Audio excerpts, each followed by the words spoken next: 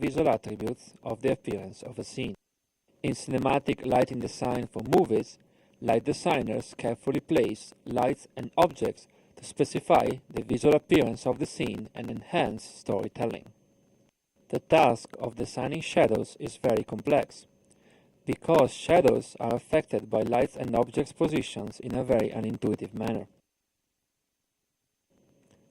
To simplify the task of light designers, we have developed a new user interface that lets the user manipulate the shadows as if they were 2D objects on the surfaces of the scene, while the system automatically adjusts lights or object transformations as required.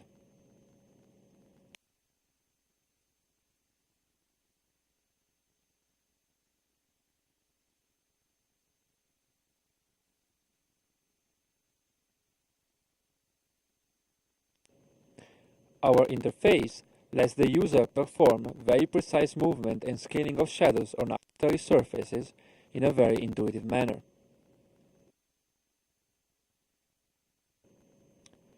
Although this interface simplifies the shadow design task, placing shadows in complex environments may still be difficult.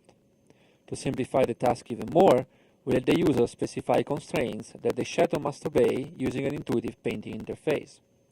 The constraints are then verified in real time and used to limit mouse movement when necessary. In addition to real shadows cast by the objects in the scene, fake shadows are used in cinematic lighting to enhance the visual appearance of the scene. We integrate fake shadows in our interface, providing the user with the ability to draw shadowed and non-shadowed areas on the surfaces of the objects.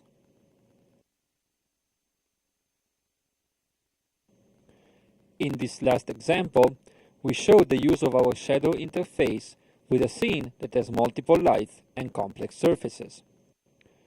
First, we would like to light the face of the rabbit by placing and resizing the hotspot of the first light. Next, we will use the other light to illuminate the Earth globe. Unfortunately, the shadow of the globe is now covering a part of the rabbit's face. We can remove the unwanted shadow by simply dragging it to the floor. To achieve a more dramatic effect, we would like to have the globe shadow be as large as possible without covering any part of the rabbit. We can quickly do this by drawing a constraint on the rabbit's feet and then scaling the globe shadow. Then moving the globe.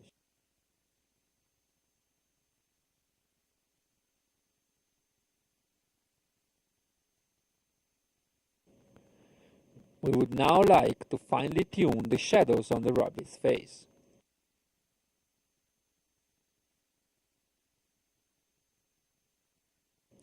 Finally, we would like to remove clutter from the wall by deleting the shadows of the rabbit ears. We do so using a light cookie.